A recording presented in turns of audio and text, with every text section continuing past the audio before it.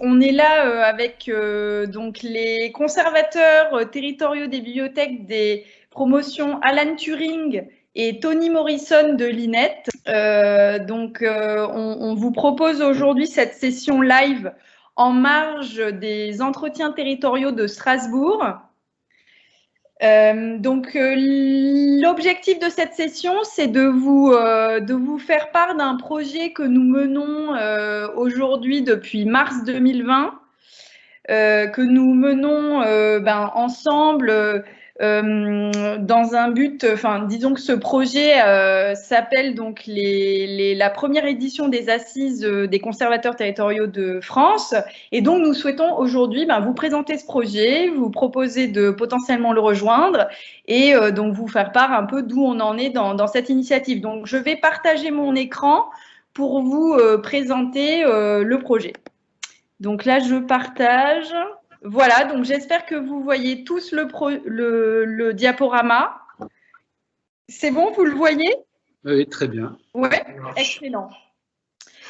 Voilà, donc je vais vous présenter effectivement donc ce projet d'organisation de la première édition des Assises des conservateurs territoriaux des bibliothèques de France. Donc pour revenir un peu sur la genèse du projet, donc comme je vous ai dit, c'est un projet que nous portons à deux promotions, donc les promotions d'élèves conservateurs territoriaux de bibliothèque Toni Morrison qui sont actuellement à l'INET, et puis la promotion d'élèves conservateurs sortantes, donc la promotion Alan Turing. Et donc c'est un projet qui est né suite à la publication du rapport Thiriez. C'est un projet, en fait, suite à la publication de ce rapport, on a vraiment pris conscience de la nécessité de structurer, de porter une voix, une voix commune qui puisse défendre le statut des conservateurs territoriaux de bibliothèques en France. Et donc, on s'est dit... il faut absolument structurer ce corps et puis pouvoir parler d'une seule voix, pouvoir aussi défendre le statut. Et on s'est dit comment on peut faire ça.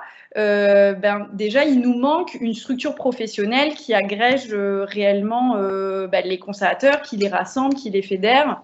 Et donc, pour pouvoir structurer cette voie commune, on s'est dit, du coup, ça pourrait être pas mal d'organiser la première édition des Assises des conservateurs territoriaux de Bibliothèques de France. Pour plusieurs raisons.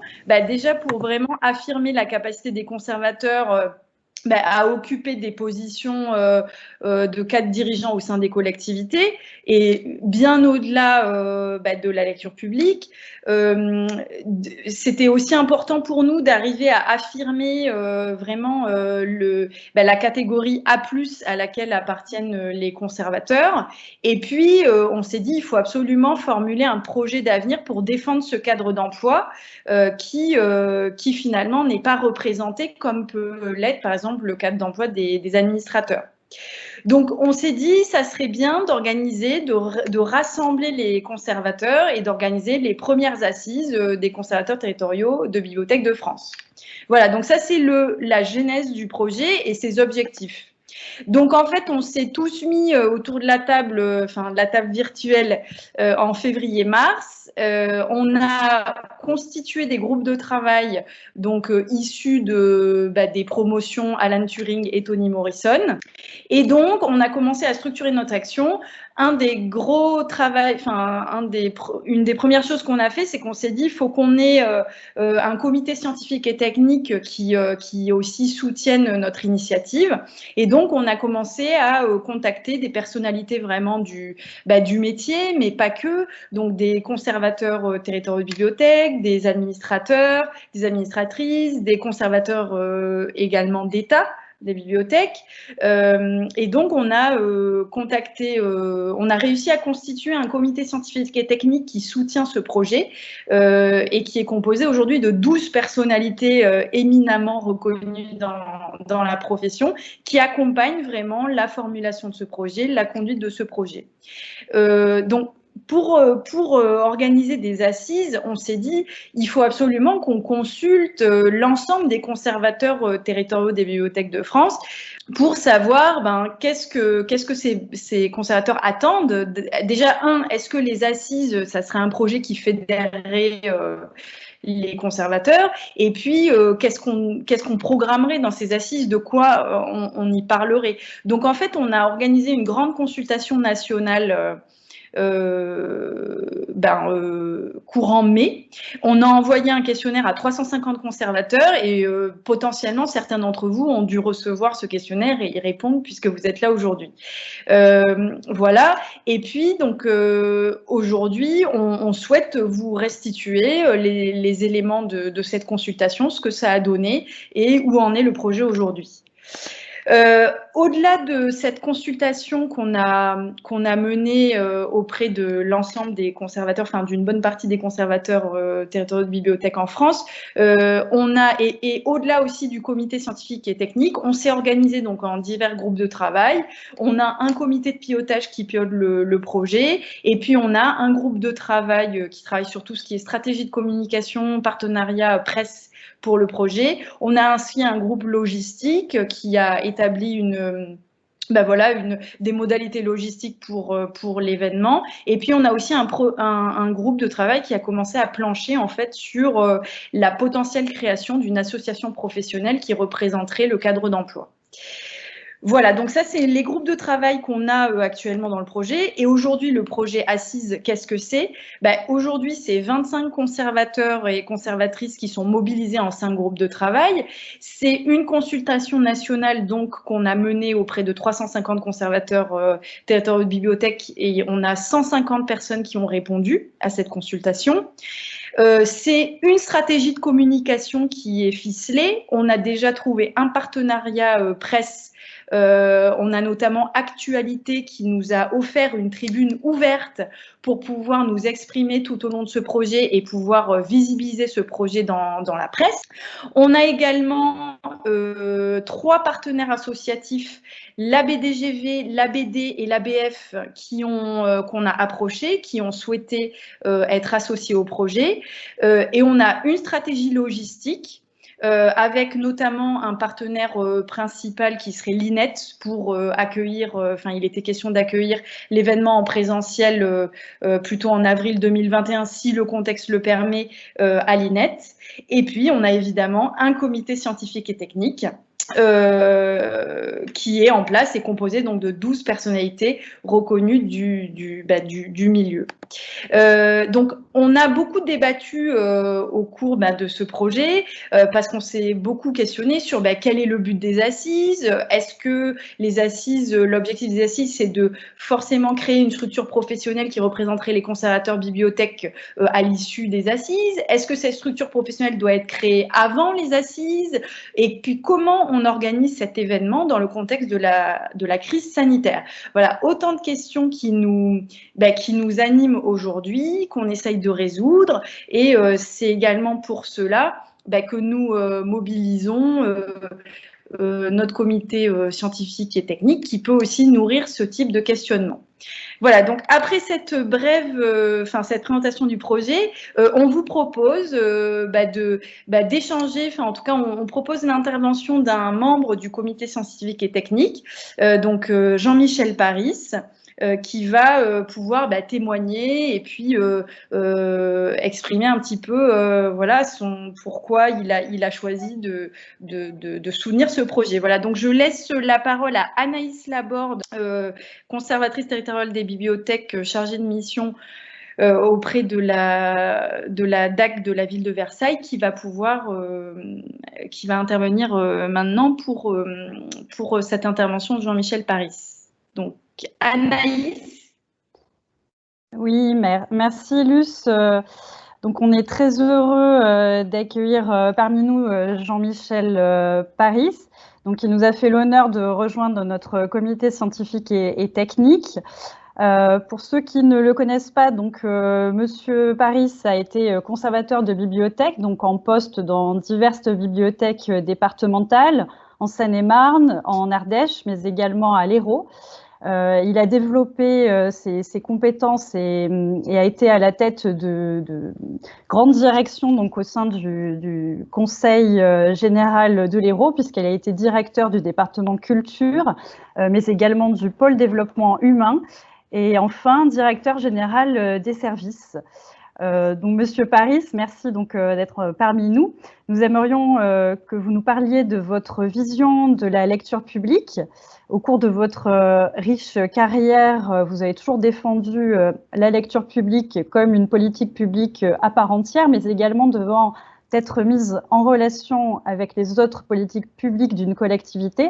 Ainsi, ce que j'aimerais vous demander, c'est comment la lecture publique finalement s'intègre à la vie d'une collectivité au-delà des missions des bibliothèques. Tout d'abord, bonjour à tous et bravo pour cette initiative. Alors, pour répondre à votre question, moi, pour ma part, j'ai toujours considéré qu'exercer le métier de conservateur territorial de bibliothèque était une sorte de privilège. C'est en effet un très beau métier, car l'essor et le développement de la lecture publique sont constamment à retravailler ou même à repenser. Rien n'y est jamais acquis ou figé définitivement, que ce soit la nature de l'offre, celle des pratiques ou encore la composition des territoires. Et c'est précisément cette glorieuse incertitude qui est à mes yeux le charme premier du métier de conservateur de bibliothèque. La lecture publique, s'il fallait en faire l'éloge, mais le faut-il, hein, est un puissant vecteur dans au moins 4 domaines de la vie des collectivités locales. Le domaine culturel, bien entendu. Elle est productrice de biens culturels, c'est un truisme que de le dire. Mais elle est également, et c'est peut-être sa singularité, productrice de nouveaux publics de la culture. Elle est en quelque sorte une fabrique des publics pour l'ensemble des secteurs culturels, voire des pratiques artistiques. Elle l'est car elle a cette capacité à ouvrir des portes socio-culturelles jusqu'alors verrouillées, afin de faire accéder un public plus large à la diversité des biens culturels. Mais la lecture publique est dans le même temps arrimée à 3 autres politiques importantes des collectivités locales. En premier lieu, évidemment, les politiques sociales et d'aide à la personne. Elle peut être un outil de cohésion sociale. En tout cas, elle a cette aptitude à donner ou redonner de la puissance sociale à des publics qui en manquent. Elle est aussi presque naturellement associée aux politiques éducatives de la collectivité. Bon, c'est si évident qu'il est inutile de développer les relations historiques, parfois délicates d'ailleurs, entre l'école et la bibliothèque. Elle est enfin, dans les départements et les intercommunalités, un outil d'aménagement du territoire et même un outil de cohésion territoriale dans les intercommunalités récentes, par son engagement d'équilibre territorial de l'offre, son objectif fondamental d'équité territoriale.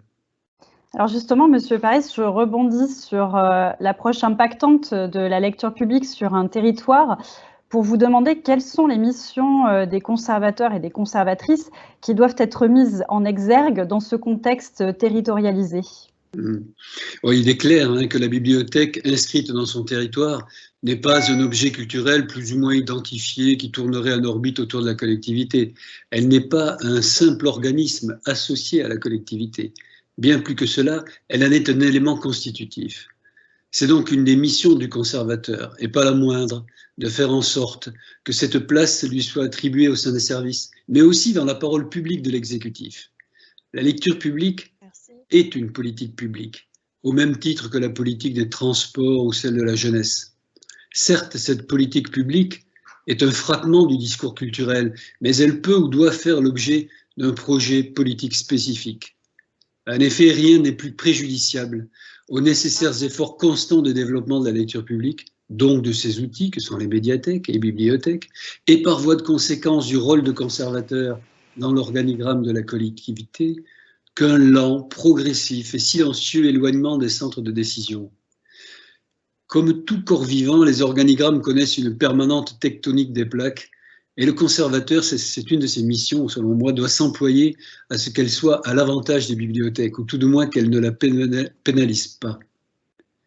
On voit par là que les missions du conservateur territorial ne sont pas contingentées à son seul rôle scientifique au sein de son établissement. Bien sûr, ce cœur de métier qui englobe le management d'une équipe, le sens de l'organisation et de l'innovation à l'intérieur de la médiathèque est essentiel. Je ne m'y attarde pas car ce n'est pas le sujet du jour. Il est clair, il est évident que par le niveau des compétences et des connaissances requises, par la multiplicité de ses compétences, le conservateur, au sein de son établissement, est déjà un cadre supérieur. Mais a-t-il la légitimité pour devenir un cadre dirigeant de la collectivité? Alors cette question, Monsieur Paris, vous la posez justement à ce propos. Vous êtes un des rares, sinon le seul exemple de conservateur de bibliothèque à avoir accédé à un poste de DGS à l'échelon départemental. Comment expliquez-vous cette absence quasi totale des conservateurs au sein des directions générales? Et est-ce que les conservateurs peuvent prétendre légitimement à ce type de poste? La question est de savoir si le conservateur territorial le souhaite, bien entendu, et seulement s'il le souhaite. La question est de savoir s'il est ou pas susceptible de faire évoluer sa carrière à l'extérieur des murs de sa bibliothèque. En d'autres termes, est-ce que le conservateur territorial a la légitimité requise pour être choisi par l'exécutif de sa collectivité, ou de manière plus ambitieuse encore d'une autre collectivité, afin d'occuper un emploi stratégique de DGA, voire de DGS? Est-ce une idée baroque ou a-t-elle quelques fondements? Il me semble que le seul fait qu'une même école, l'INET, forme les administrateurs qui ont la vocation naturelle à occuper ces fonctions, mais également les ingénieurs en chef, dont la technicité, l'aspect métier n'a rien à envier à celle des conservateurs, et enfin les conservateurs territoriaux, cette seule situation me paraît de nature à légitimer au moins la question. On peut poser cette question sereinement, il n'y a là aucune outrecuidance, car lorsque l'on envisage les qualités et compétences nécessaires à ces fonctions de pilotage des collectivités, on s'aperçoit que les conservateurs cochent beaucoup de cases, à l'instar des ingénieurs en chef. Le pilotage stratégique effectué par les cadres dirigeants induit certes une bonne formation initiale ou acquise, notamment en droit et finances publiques, mais surtout des capacités managériales, un sens profond de la conviction, qui peut croire que l'on pourrait encore diriger par injonction, la capacité de convaincre les équipes, mais également les élus, un sens aigu du service public, une compétence en organisation des systèmes, une aptitude à l'innovation. Et tout cela, les conservateurs territoriaux de bibliothèque n'y sont pas étrangers. Je ne cherche nullement à établir un portrait exhaustif du cadre dirigeant, mais seulement à lister à grands traits les contours de ce profil de poste. Et il me semble que le conservateur territorial ressemble aisément à ce portrait robot. Il est par essence rompu à la négociation. Il est à l'aise, il ou elle évidemment, dans une vision programmatique à travers les schémas de développement et autres projets culturels. Il ou elle a par nécessité bien souvent cultivé l'art de convaincre, car il faut convaincre et entraîner tout le temps et partout, et pas seulement dans les négociations budgétaires, mais aussi et surtout pour conforter la place de la lecture publique au sein des politiques publiques portées et revendiquées par l'exécutif, et améliorer sans cesse la place de la médiathèque au sein des services. Il faut convaincre aussi dans l'espace social pour élargir les publics, ce qui est sans doute la mission fondamentale. En effet, si les besoins exprimés ou évidents du public, les besoins en matière de transport scolaire, d'assainissement, de voirie, de bâtiments, si ces besoins-là exprimés nécessitent arbitrage budgétaire, planification et certification, ils consomment peu de démonstrations d'utilité sur le fond. En revanche, la lecture publique, comme l'ensemble de la culture, bénéficie certes de pétitions de principe, mais impose une infatigable ardeur pour son soutien effectif. On sait que bien souvent, entre l'essentiel et l'urgent, l'essentiel peut attendre. Donc, en d'autres termes, le conservateur de bibliothèque développe au quotidien conviction et démonstration.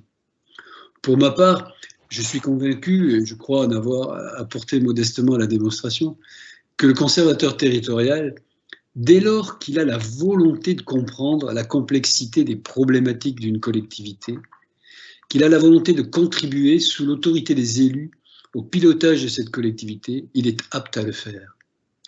Pour cela, il faut qu'il s'autorise lui-même à se considérer, par-delà ses compétences scientifiques initiales, comme légitime à occuper le management stratégique, dans la même démarche de service public que ses collègues administrateurs ou ingénieurs en chef. À l'évidence, ce trajet, d'abord intérieur, ce trajet de carrière, personnel, ensuite public, ne concerne pas tous les conservateurs. Mais il doit pouvoir s'ouvrir comme un développement de carrière à ceux qui le souhaitent. C'est pour cela que je salue votre initiative, les 2 promotions de Turing et Morrison, de mettre en place des assises dès que la situation sanitaire le permettra, bien sûr, et d'ores et déjà de réfléchir collectivement au rôle du conservateur territorial, à sa formation et à ses options de diversification de carrière. Merci, Monsieur Paris, pour ces éléments qui viennent enrichir notre réflexion. Peut-être aurez-vous des questions à l'issue de cette présentation. Je vais désormais laisser la parole à Damien Grelier, membre du groupe de travail Programmation Consultation, qui va donc dresser le bilan de cette consultation nationale auprès des conservateurs. Oui, bonsoir à tous. Merci Anaïs. Il m'est donc donné de passer après Jean-Michel Paris sur des propos qui vont être un petit peu plus pragmatiques et donc liés à cette enquête à laquelle vous avez pu sans doute pour quelques-uns au moins répondre au printemps dernier. Oui, Luce, tu peux avancer le diapo, pas de problème. Merci. Et donc cette enquête qu'on a essayé de construire au sein du groupe et au sein des promotions associées donc sur cette initiative au printemps dernier sur différentes questions qui vous allez voir portent sur l'ensemble de la réflexion qu'on porte, parce qu'encore une fois c'est une réflexion, et M. Paris l'a dit, qui est en cours. C'est une forme de magma aussi, cette réflexion sur le rôle des conservateurs, donc elle n'est pas complètement aboutie, il n'y a pas de propos définitifs, et l'ambition aussi de ce rendez-vous ce soir, c'est bien de vous sensibiliser à votre possibilité, à votre souhait, si c'est le cas, de nous rejoindre dans cette réflexion, bien entendu. C'est une dimension très ouverte de cette démarche. Donc, simplement, l'enquête a été donc adressée à 350 contacts, Luce l'a dit tout à l'heure. On a fait le compte au sein du groupe par différents biais, qu'en gros, il devait y avoir dans ce pays 600 à 700 conservateurs territoriaux de bibliothèques. Et je sais qu'il y a quelques conservateurs du patrimoine qui sont parmi nous ce soir, et on n'a pas ces chiffres-là pour le patrimoine. Donc, il serait intéressant aussi de voir ce que ça représente en termes un peu plus larges, la question des conservateurs territoriaux. Donc, vous voyez, 350 sur les 600, on est quand même à plus d'une moitié de personnes contactées, représentatives à peu près de l'ensemble du territoire, et 150 réponses, donc 150 contributions assez riches sur ce plan-là, qu'on va donc vous présenter maintenant. Merci, Luce, si tu peux avancer.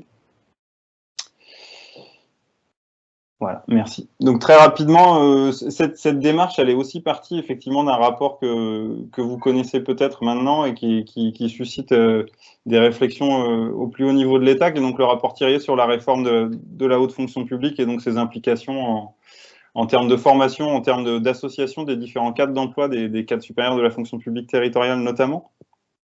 Donc la première question était d'identifier les liens au rapport Thiriet. Vous verrez les résultats sur ce plan, ils sont assez intéressants.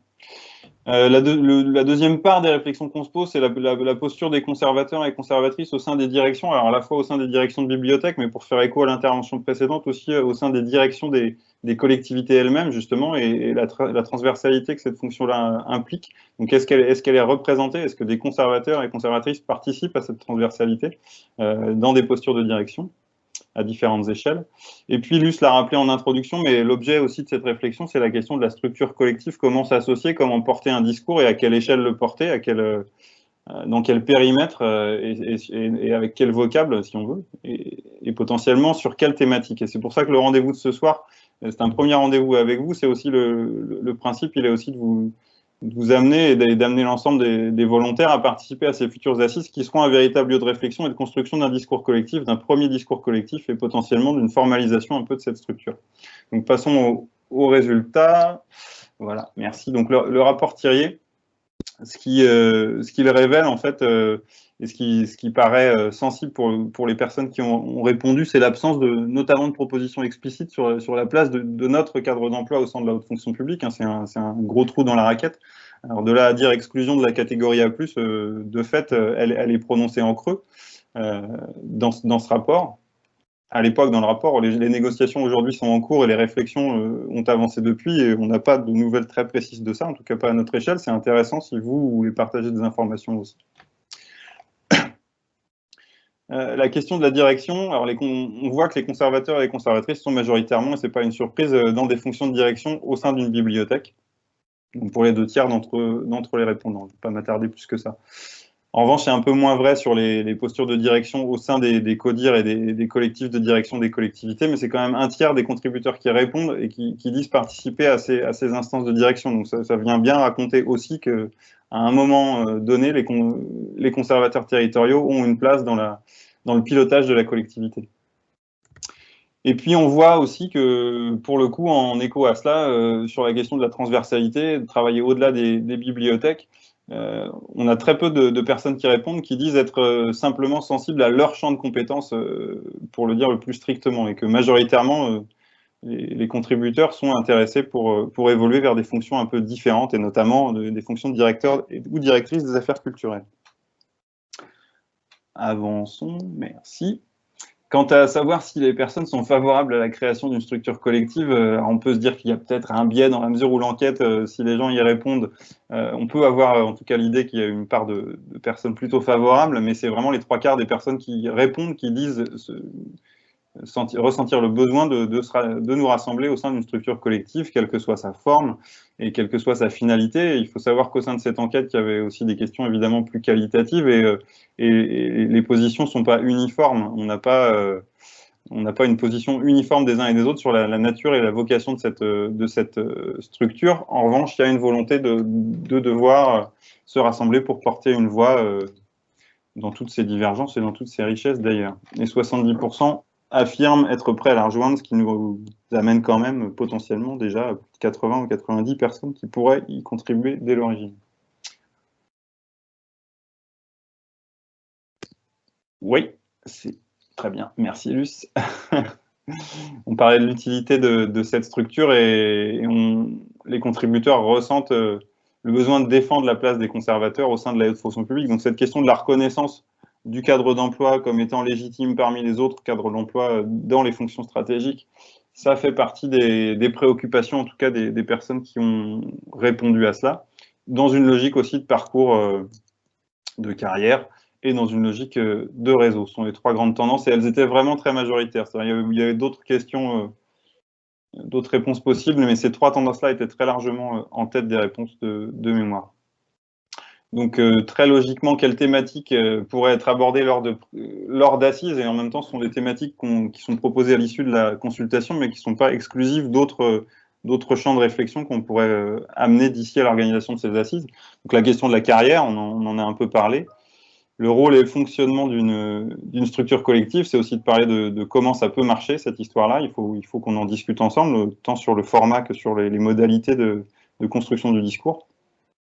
La question de la relation avec les élus et la dimension politique, et on rejoint les enjeux stratégiques, qui sont aussi présents sur le pilotage des politiques culturelles et de lecture publique, dans un contexte de recomposition des territoires et de recomposition permanente des territoires, on peut dire même. Donc c'est aussi une préoccupation et un enjeu de partager à l'échelle de notre cadre d'emploi dans une vision un peu stratégique ce que ça veut dire tout ça.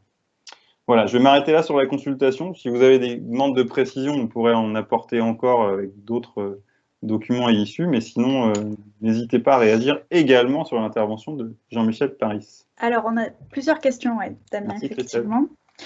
Merci Damien. Donc on a 2 questions d'Élodie Paulet qui sont adressées à Monsieur Paris et une question peut-être sur la DBU en lien avec ce que tu viens de dire Damien.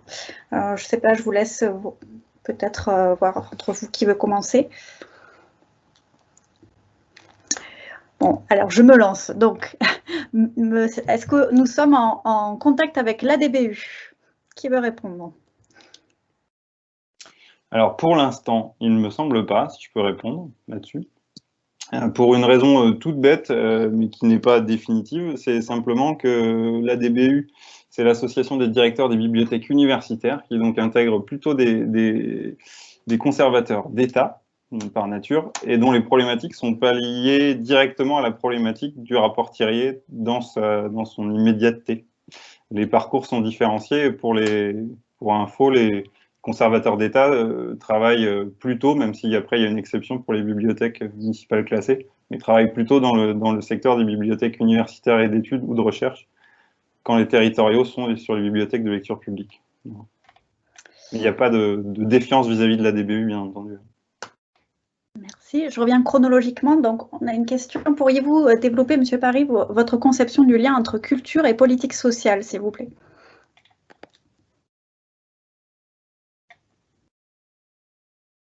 Votre micro n'est pas branché, Monsieur Paris.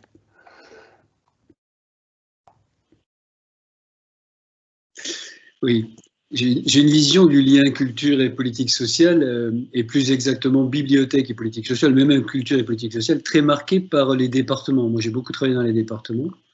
Or, les départements ont la compétence, une de leurs compétences principales est l'action sociale, mais qui est une galaxie, l'action sociale dans les départements, qui est extrêmement diversifiée, qui va de l'APA pour les personnes âgées à la PMI, la protection maternelle et infantile, en passant par beaucoup d'autres secteurs d'activité. Et donc, quand on travaille dans des départements qui sont généralement des grosses collectivités, bon, celui de l'Hérault, mettons, c'est 5500 agents au centre et 1500 dans des organismes associés, et il y a parfois des organismes sociaux, on voit bien la prégnance des politiques sociales. C'est les cadres, mais je vais répondre à votre question, hein, parce que c'est l'importance du social comme politique prépondérante de ces collectivités, avec évidemment une charge, un enjeu humain tout à fait exceptionnel, qui génère le lien culture et social. Parce que les travailleurs sociaux sont très en demande d'action culturelle et de lien avec les politiques culturelles. D'ailleurs, initialement, beaucoup plus que l'inverse. C'est en fait les travailleurs sociaux qui sont venus vers les acteurs culturels plutôt que l'inverse. Et les bibliothèques là-dedans, entre le monde de la culture, qui est un monde assez vaste, qui est où au centre il y a le spectacle vivant, avec les pratiques artistiques, et en périphérie, si je veux dire, en termes organigrammatiques, les organismes culturels comme les archives, les bibliothèques, on voit bien que la bibliothèque joue un rôle de passerelle. Parce que la bibliothèque, elle a par nature, la médiathèque, un public diversifié, et surtout, elle a, plus que les autres acteurs culturels, une conscience des publics fantômes, des publics qui sont dans l'angle mort, ceux qui ne viennent pas. Bon, même quand dans une commune on a 25 ou 30% d'inscrits ou de fréquentants à la bibliothèque, ce qui est déjà extraordinaire, on sait que les publics en difficulté sont à 98% dans les 70% qui ne viennent jamais, quoi.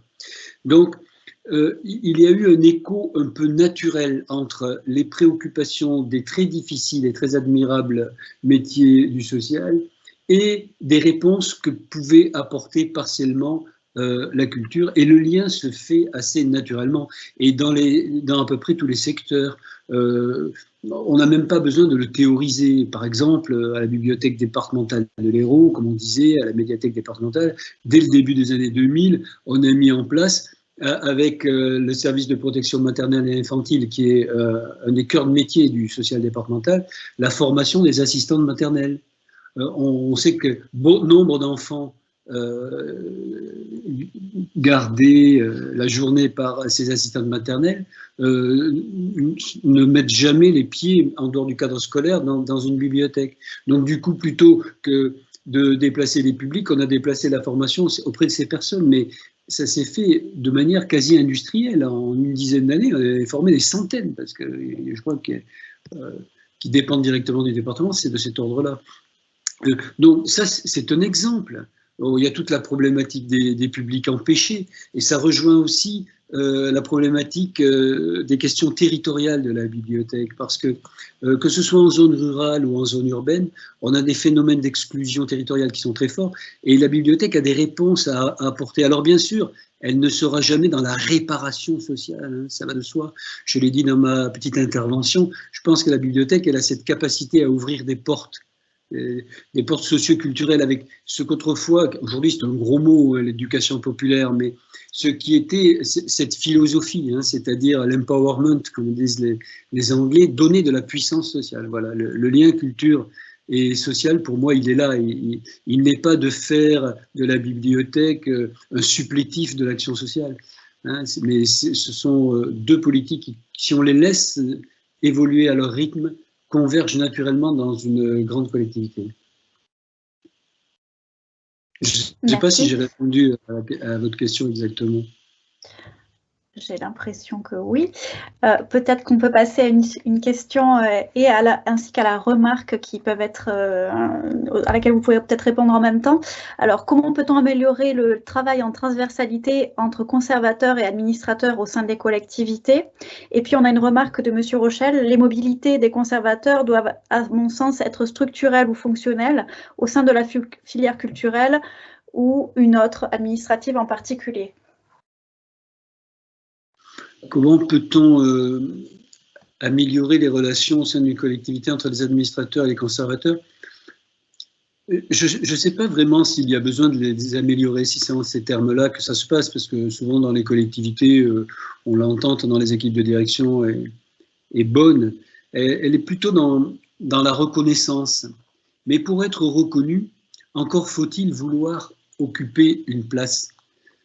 Et j'ai vu avec surprise et intérêt dans le compte-rendu, Damien, que vous faisiez de l'enquête, qu'un bon tiers, si je ne m'abuse, des répondants participaient à des CODIR de leur collectivité.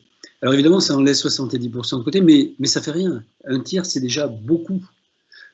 Et ça, il faut le vouloir. Bien souvent, ça ne va pas venir, vous savez, de la pyramide hiérarchique, ça ne va pas descendre. Hein. Il faut impulser des courants qui remontent la pyramide. Et d'abord, il faut le vouloir. Alors, bon, il y a sans doute, et ça, je pense que c'est en train de s'améliorer grandement, hein, le fait que vous soyez formés dans la même école, ce qui autrefois n'était pas le cas, que vous ayez des stages pratiques, collectifs ou théoriques en commun, ou partagés, ça va changer énormément de choses dans la durée, ça, énormément de choses dans la perception. Et faire en sorte que les conservateurs de bibliothèques aient la pleine conscience des problématiques lourdes des collectivités que portent les administrateurs quand ils sont dans les postes stratégiques, et inversement, pour les administrateurs, de ne pas considérer les cadres supérieurs de la culture comme uniquement des postes de dépenses. Hein. Et souvent, ils prêtent le flanc à ça, les conservateurs de musées, de bibliothèques, directeurs d'instituts culturels, etc. Dès qu'un budget est en baisse, c'est des cris d'orfraie, puisque nous le savons, nous, gens de culture, on éclaire, c'est la liberté éclairant le peuple. Hein. Donc, les moyens doivent venir.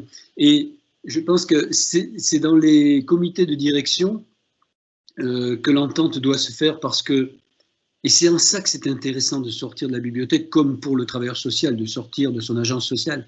C'est que dans une grande collectivité, mais c'est vrai pour toutes les collectivités, mais là où on a un cône de lumière sur son secteur d'activité. Alors au début, on est très content quand on a les réponses aux questions que l'on y pose. Rapidement, on se rend compte qu'on a les questions, les réponses, les questions, les réponses.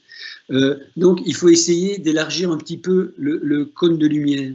On l'élargit, alors, et là aussi, on le voit, 70% dans l'enquête voudraient des répondants avoir des responsabilités au niveau de la culture. Évidemment, c'est rassurant, la culture, les bibliothèques, c'est un morceau de la culture, mais c'est déjà très intéressant. Et on se rend compte que les problématiques, en dehors de celles des moyens, sont très différentes. Et que les choses peuvent s'articuler, alors qu'on a une tendance naturelle à fonctionner en tribu. Au Conseil général de l'Hérault, autrefois, il y avait une centaine de tribus. Chacune parle sa langue, à sa frontière, son code, ses ponts, ses péages, ses murailles. Bon. Et donc, plus vous sortez de votre établissement, plus vous élargissez ce cône de lumière, mieux vous comprenez les contraintes et les dynamiques, les potentiels de la collectivité dans laquelle vous travaillez, et commence à germer dans votre esprit l'idée qu'avec les compétences et votre expérience de conservateur de bibliothèque en développement territorial, vous avez sans doute des choses à faire valoir. Alors après, il y a des outils, il y a beaucoup de collectivités qui mettent en place des plans d'administration qui ne révolutionnent pas la pratique des collectivités, mais qui ont le grand mérite de faire travailler les cadres entre eux, et pas que les cadres d'ailleurs, hein, les fonctionnaires entre eux, venant d'horizons différents et d'ailleurs de grades différents. Et on se rend compte, avec émerveillement, qu'il y a beaucoup de catégories C dans les bibliothèques, qui ont beaucoup d'idées, parfois plus que certaines catégories A. Et donc, il y a une richesse qui peut se croiser. Donc, c'est pas tellement en termes d'amélioration des relations, c'est plutôt en termes d'enrichissement de ces relations. Mais il faut vouloir en être acteur. Oui, je souhaitais revenir sur la remarque par rapport à la DBU. Dans le fil de conversation, on nous fait remarquer l'excellent fonctionnement de leur association qui pourrait servir d'exemple. Alors, je voudrais revenir sur le travail qui a été mené dans le cadre du projet Assise par le groupe de travail structure professionnelle. Donc effectivement, en fait, on a déjà commencé à faire un benchmark des modes d'organisation, ce qui existe en termes d'associations professionnelles, pour un petit peu voir, s'inspirer, voir un peu les bonnes pratiques, ce qu'on pourrait reprendre, etc. Donc, on a un peu commencé ce travail de projection sur des modes de fonctionnement en se basant sur l'existant. Donc, ça serait intéressant de regarder si la DBU a été justement benchmarkée. Donc, merci pour cet ajout. Donc, on pourra effectivement regarder ça. On est aussi tout à fait, si ça vous intéresse, on peut partager aussi ces éléments de benchmarking qu'on a entamés. Parce que nous, là, aujourd'hui, comme on vous l'a dit, on cherche un petit peu à rassembler des forces vives autour du projet. Si vous souhaitez, si par exemple, vous souhaitez vous investir dans le projet, sur ce côté volet structure professionnelle, y réfléchir, la projeter, etc., surtout, n'hésitez pas à nous contacter et on en sera absolument ravis.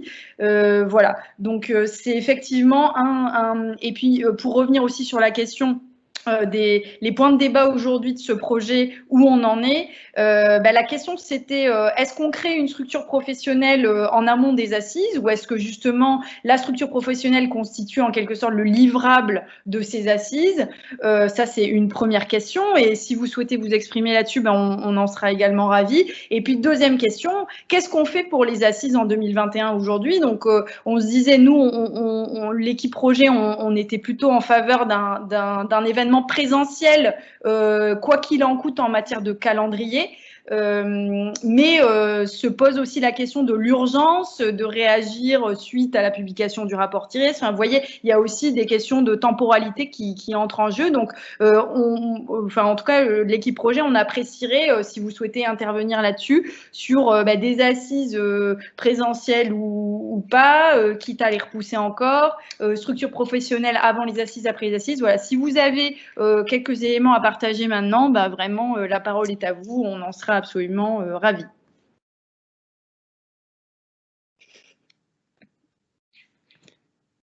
Oui, Mathieu Rochelle. Écoutez, on vous écoute. Votre micro n'est pas... Ça y est, voilà. Bonsoir à tous, merci. Alors, bonjour à Jean-Michel, je suis aussi un transfuge, j'ai quitté le monde des bibliothèques il y a peut-être maintenant 5-6 ans.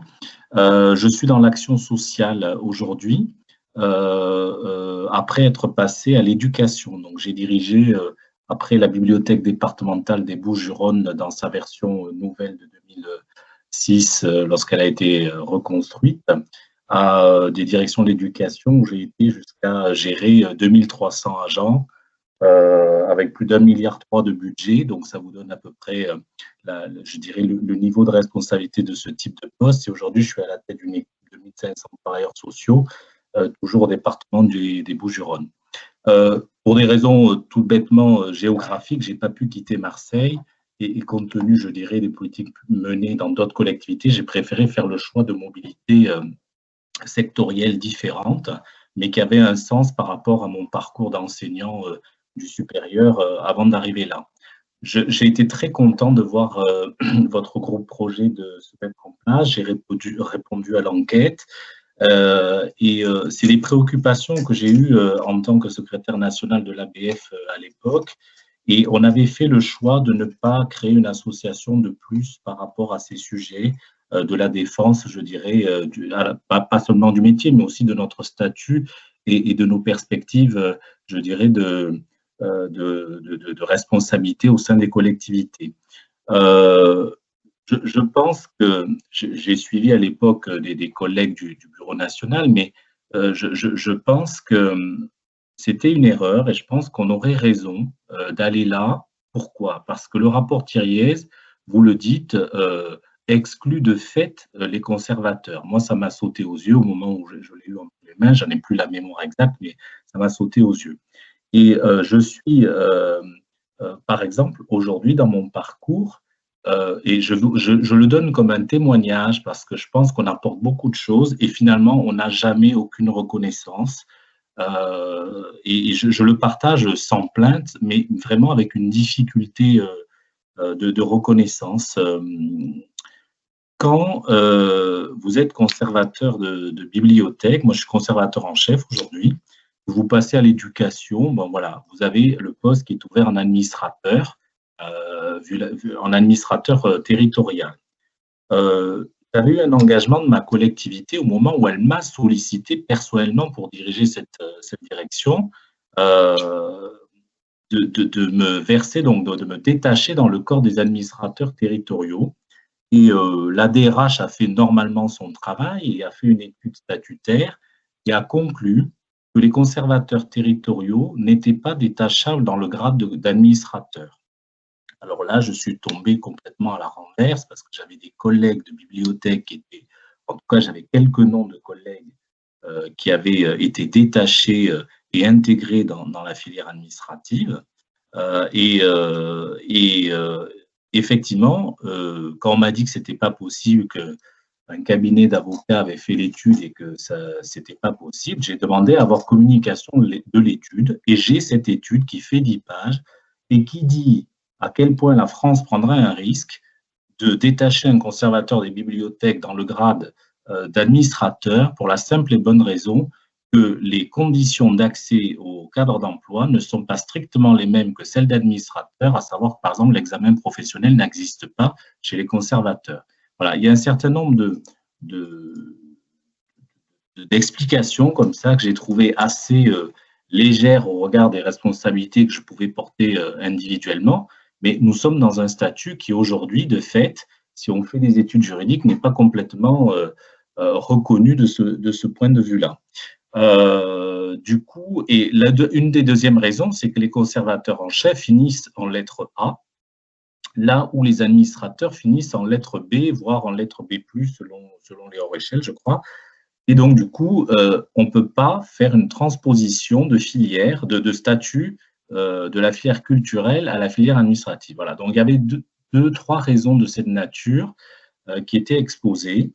Et à la limite, je dirais, je ne m'en plains pas, ma carrière de conservateur avance beaucoup plus vite que celle d'administrateur, puisque nos carrières du capitanat se font, je crois, sur 8-9 ans, là où celles des administrateurs, pour arriver en chef, se font à peu près sur 12 ans. Puisque j'avais travaillé à ces sujets au moment où j'étais à l'ABF comme secrétaire national. Et je me suis aperçu que une des difficultés de mobilité des conservateurs qui sont dans ma situation, qui vont dans d'autres politiques publiques, qui vont… voilà, c'est un frein à la mobilité géographique. Voilà. Donc, ce n'est pas financier, en tout cas sur quasiment jusqu'aux toutes dernières années de la carrière où on pourrait passer de la lettre A à la lettre B, que l'accès à des postes. On a parlé tout à l'heure de la motivation des collègues à s'impliquer dans le pilotage des collectivités. Je trouve que c'est un des freins supplémentaires à nos mobilités sur ce type, à la fois sur des grosses directions et à la fois en fonctionnel sur des emplois de DGA ou de DGS. Voilà. Donc, j'ai été un peu long, mais c'est pourquoi j'ai voulu participer, c'est que voilà, clairement, je pense que le métier doit désormais faire valoir ses compétences et avancer sur ces questions statutaires.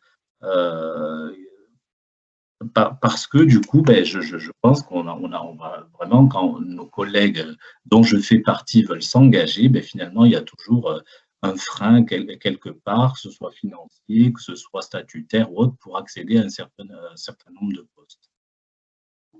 Peut-être que M. Paris veut réagir à cette intervention. Ensuite, on a monsieur ou madame, je ne sais pas, SP qui demande la parole.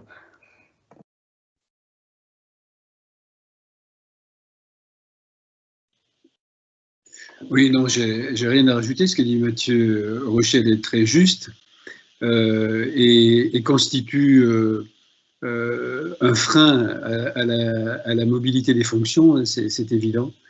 Et d'ailleurs, on retrouve de manière très amplifiée dans le rapport Thiriez cette réalité, puisque nous n'existons pas, les conservateurs territoriaux n'existent pas dans le rapport Thiriez, pas plus, je crois, qu'il n'existe dans la vieille nomenclature ou l'ancienne nomenclature sur laquelle se fonde le rapport des cadres dirigeants de l'État, où les ingénieurs en chef figurent, je pense. Et donc, c'est juste un calque, hein. Et à un moment, sans doute, le fait de constituer une association, d'être un groupe de réflexion et d'action sur ce sujet des carrières et donc des statuts permettra de les mettre sur la table et d'avancer. C'est vrai que c'est un frein. Alors, toutes les collectivités n'ont pas un pointillisme aussi juridique, aussi avancé que le vôtre, parce qu'il y a eu des passages de conservateurs. Mais il est vrai que c'était peut-être antérieur à l'application, à la création de l'examen professionnel chez les administrateurs. Oui, c'est ça. Je pense que c'était avant 2012, quelque chose comme ça. Voilà, avant 2012. D'ailleurs, moi-même, étant DGS sur un emploi fonctionnel d'une collectivité de plus de 900 000 habitants, ce n'est pas possible dans le cas des conservateurs. Et donc, j'ai été détaché dans celui des administrateurs hors classe. Voilà. C'était avant 2012, avant ces problématiques-là. Et puis, bon, il est vrai que je n'ai pas demandé en tant que DGS à la DRH de prendre un cabinet d'avocat pour voir si c'était possible. Oui, alors je pense qu'il y a plein de collectivités. Moi, j'en ai au moins 2 ou 3 exemples en tête que je pourrais communiquer au chef de projet s'il y a besoin, mais qui n'ont pas fait ces études-là, y compris une collectivité qui a en son sein un membre éminent de l'Association des administrateurs de France. Donc, je veux dire, je n'ose pas penser à un moment donné qu'il aurait fait quelque chose d'illégal en soi, en tout cas en pleine conscience, comme on dit.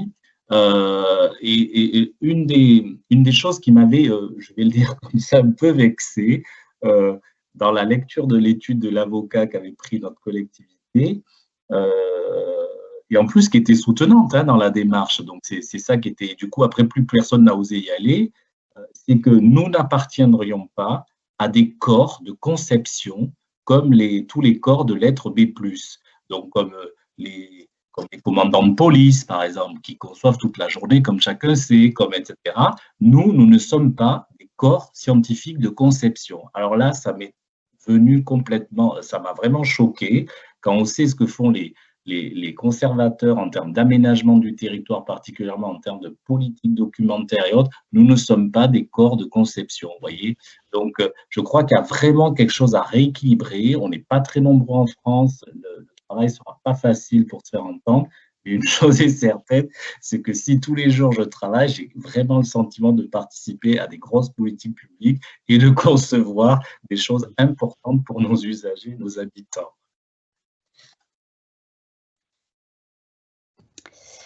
Alors, SP, est-ce que vous voulez prendre la parole, s'il vous plaît? Oui, je veux bien. Bonsoir, donc c'est Sophie Pilaire. Je suis conservateur, j'étais bibliothécaire territoriale et au moment de passer le concours de conservateur, j'ai choisi délibérément de passer dans la fonction d'État. Donc, je suis conservateur d'État, je l'ai été 5-6 ans et donc dans des bibliothèques universitaires. Et là, actuellement, je suis en détachement de nouveau dans une collectivité territoriale. Et je pense que je suis plus faite pour la lecture publique, pour le coup. Il n'empêche que le passage que j'ai fait du côté des conservateurs d'État a été très instructif, à la fois par la découverte d'un autre métier, mais aussi... alors d'abord, oui, juste une petite précision qui peut avoir aussi son intérêt anecdotique, on va dire, mais les deux grilles de conservateurs État et territorial ne sont pas strictement identiques. Par exemple, j'ai perdu quelques points d'indice en passant en détachement. un rien, hein, ça doit faire quelques 3-4 points, mais quand même il y a une petite différence. Et pareillement, il n'y a pas de conservateurs généraux dans la territoriale, alors qu'il y a des conservateurs généraux d'État. Bon, voilà, ça c'était encore des petites différences et qui, à mon sens, sont pas très justes. Mais bon, c'est moi qui ai fait la remarque sur la DBU, donc à laquelle j'ai adhéré pendant quelques années. Donc, association des directeurs et des personnels de direction des bibliothèques universitaires. Donc, c'est délibérément uniquement les conservateurs et les personnels de direction. J'ai vraiment apprécié leur fonctionnement et leur politique d'advocacy délibérée, hein, pour se positionner au sein de l'université, puisque là le complexe, contre lequel on lutte, hein, se situe au niveau des enseignants-chercheurs, par exemple un conservateur d'État qui n'a pas de doctorat forcément pas en très très bonne position pour converser et collaborer avec des enseignants-chercheurs. Ça se situe là en fait un peu le parallèle avec les administrateurs des collectivités territoriales. Donc en fait voilà, c'était simplement pour témoigner d'une association quand vous parlez de benchmarking et qui à mon sens fonctionnait bien parce qu'elle avait réussi à se positionner et à être un poids national, hein, voilà, au sein d'une université à pouvoir réagir collectivement et surtout à être en synergie avec les tendances de l'université. Quand les enseignants-chercheurs s'intéressent à la science ouverte, hop, la DBU glisse sur la science ouverte et organise une journée d'études ou des ateliers pour pouvoir aider les enseignants-chercheurs puisque c'est une fonction support. Voilà. Bon, il y a la partie des étudiants aussi. Donc, quand les enseignants-chercheurs commencent à parler d'ingénierie pédagogique, hop, on fait nous aussi de la formation et de l'ingénierie pédagogique. Donc, il y avait une forme de rebond qui était efficace et voilà, leur fonctionnement. Bon, après, je ne vais pas rentrer dans les détails, mais m'a toujours semblé efficace, organisé, structuré. Donc voilà, c'était simplement à titre d'exemple. Quant à la question de savoir si il fallait d'abord créer une structure puis des assises, là, je pense que, moi, j'ai pas d'opinion. Je sais pas si quelqu'un en aura. Je pense que créer une association au moment des assises pourrait être une occasion, un espèce de coup de projecteur. Au final, on crée des assises et en même temps, on en profite pour créer l'association. Voilà, je le vois comme ça ce soir, mais je le verrai peut-être différemment à un autre moment. Voilà.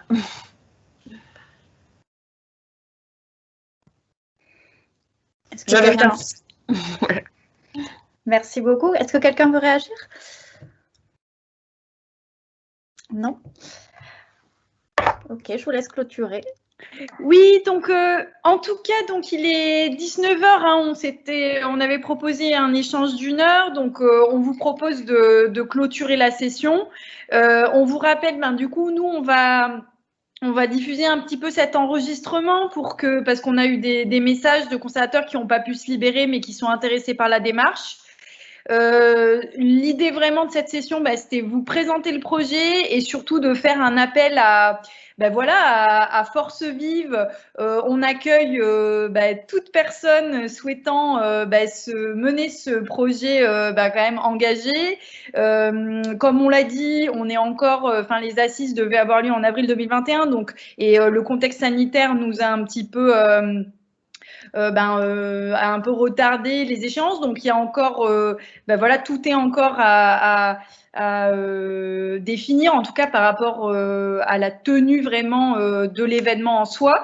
Mais donc, comme on l'a dit, on a plusieurs groupes de travail. Il y a notamment un groupe de travail qui explore les modalités de structuration vraiment en association professionnelle. Donc, il y a vraiment du travail pour tout le monde. Et puis, plus on sera, effectivement, on a besoin de tous les retours que vous nous faites là lors de cette session, c'est très riche et on veut surtout que les assises soient un événement qui soit ancré vraiment dans une réalité, qu'elle représente, qu'elle parle, que ça soit un événement qui parle vraiment aux conservateurs. Donc vraiment, on veut pas être hors sol, on veut être vraiment ancré dans la réalité que vivent les conservateurs sur le terrain. Donc, on a à la fin de ce PowerPoint, il y avait l'adresse mail. N'hésitez pas à nous contacter, à vous manifester. Et puis, dans tous les cas, nous, on essaiera de vous tenir au courant des avancées du projet de ce type de session pour continuer à rester en contact.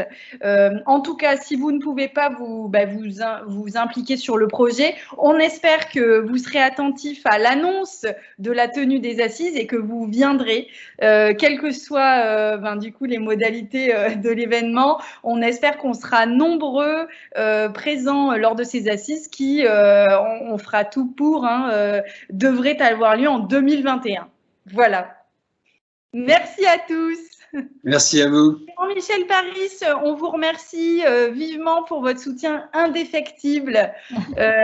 Et puis, on en profite aussi pour remercier les autres membres du comité scientifique et technique qui ne sont pas là, mais qui nous ont fortement appuyés, qui continuent à être engagés dans le projet.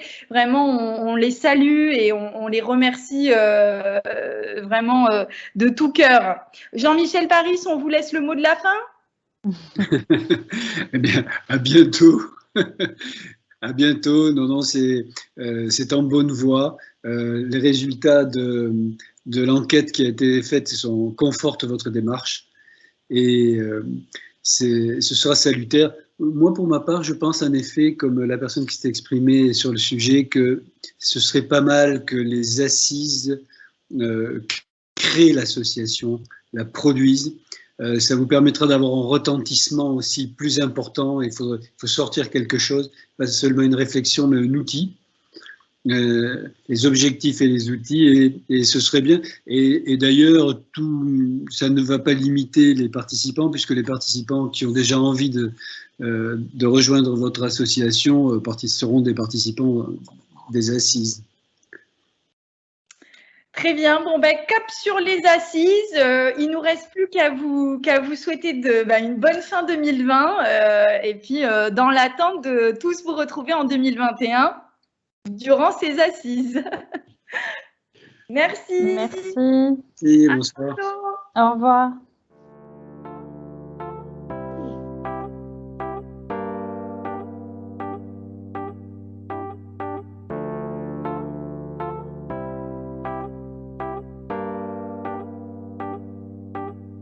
This is an awesome feeling when you are so close.